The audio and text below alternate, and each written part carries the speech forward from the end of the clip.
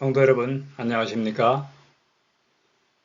이번 주는 제9과 제목은 예루살렘에서의 논쟁입니다.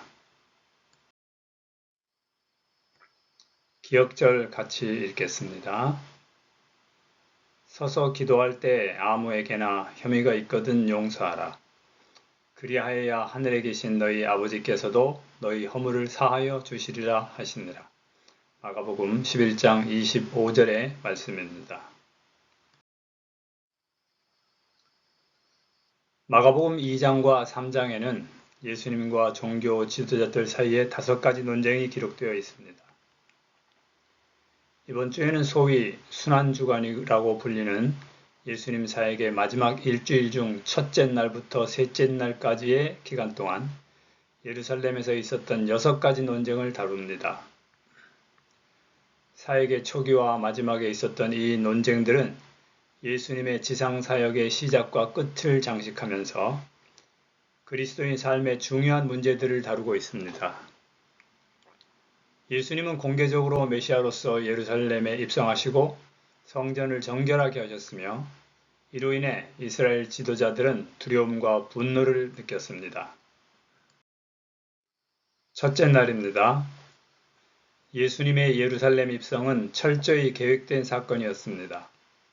예수님은 나귀를 타고 입성함으로써 메시아에 대한 예언을 성취하셨고 백성들에게 자신이 예언된 메시아임을 드러내셨습니다. 하지만 이 사건을 통해 예루살렘 성에 큰 소동을 일으키고자 하신 것은 아닙니다. 그래서 예수님은 입성 때와는 달리 성전에 조용히 들어가셨습니다. 그러나 이 사건을 통해 예수님이 예언된 메시아임을 공개적으로 선포되었기 때문에 이스라엘 백성들은 예수님을 받아들일지 거절할지를 결정해야 하는 기로에 놓이게 되었습니다. 둘째 날입니다. 저주받은 무화과 나무와 정결케 된 성전 이야기는 예수님께서 이스라엘 백성과 성전을 향해 하신 심판과 회복에 대한 메시지를 담고 있습니다. 이 이야기에서 무화과 나무는 이스라엘 백성을, 성전은 하나님과의 관계를 상징합니다. 예수님께서는 열매를 맺지 못하는 무화과 나무를 저주하심으로써 겉으로는 종교적인 의식을 행하지만 마음으로는 하나님을 따르지 않는 이스라엘 백성을 책망하셨습니다. 또한 성전에서 상업적인 행위를 하는 사람들을 쫓아내심으로 하나님과 올바른 관계를 회복하기를 기대하시는 것을 알려주셨습니다. 겉으로는 종교적인 모습을 갖추고 있더라도 마음으로는 하나님을 향한 진정한 믿음과 사랑이 없으면 그 마지막이 어떠한지를 알려주셨습니다. 셋째 날입니다. 예수님의 권위에 대해 의문을 제기한 종교 지도자들에게 예수님은 침례 요한의 권위에 대해 되묻고 이사야의 비유를 통해 그들의 불신앙을 책망하십니다. 그리고 종교 지도자들이 거짓된 포도원 농부임을 드러내시고 자신이 메시아임을 분명히 밝히십니다. 이는 예수님의 공적 생애 후반부에 벌어진 중요한 사건으로서 예수님의 정체성과 메시지를 더욱 분명하게 보여주는 사건입니다. 넷째 날입니다. 바리새인과 헤롯 땅 사람들이 예수님께 로마 제국에 세금을 바쳐야 하는지를 질문하며 함정에 빠뜨리려 하자 예수님은 가이사의 것은 가이사에게, 하나님의 것은 하나님께 드려라 하고 답변하셨습니다. 이는 단순히 세금 문제가 아니라 세상의 권위와 하나님의 권위를 구분하는 문제였습니다.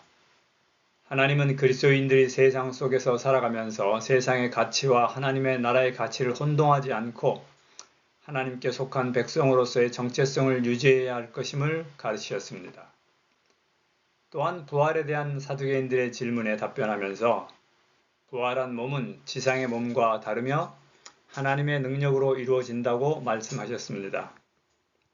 이를 통해 우리는 그리스도인으로서 세상 속에서 어떻게 살아가야 하는지, 그리고 부활에 대한 소망을 어떻게 가져야 하는지에 대한 교훈을 얻을 수 있습니다.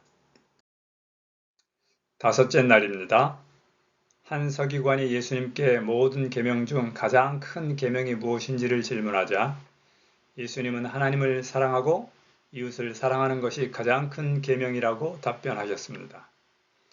이는 율법 전체를 요약하는 가장 중요한 원리이며 또한 예수님의 가르침의 핵심입니다. 서기관은 예수님의 말씀에 동의하며 하나님과 이웃을 사랑하는 것이 모든 제사보다 더 중요하다고 고백했습니다. 예수님께서는 그의 답변에 칭찬하시며 그가 하나님의 나라에 가까이 왔다고 말씀하셨습니다. 하지만 안타깝게도 다른 서기관들과 바리새인들은 하나님의 가르침에 귀를 기울이지 않고 논쟁을 멈추고 떠났습니다. 당신의 능력으로 창조하신 나무를 저주하신 그리스도의 행위는 모든 교회와 그리스도인에게 경고가 된다. 다른 이에게 봉사하지 않으면서 하나님의 법대로 살 수 있는 사람은 한 사람도 없다. 하나님은 이타적인 봉사를 실천해야 하는 세상에서 살도록 사람을 창조하셨다. 그분은 그들이 가능한 한 모든 방법으로 저희 동료들을 도와주도록 계획하셨다. 그러나 자아가 너무 크기 때문에 그들은 자신 외에 아무것도 볼 수 없다. 이같이 자신을 위하여 사는 자들은 온갖 허세를 부렸으나 열매 없는 무화과 나무와 같다.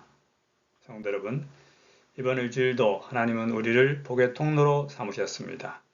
우리 주변에 있는 많은 영혼들에게 하나님의 복을 나누어주는 아름다운 삶을 살아가시기를 간절히 기도합니다. 감사합니다.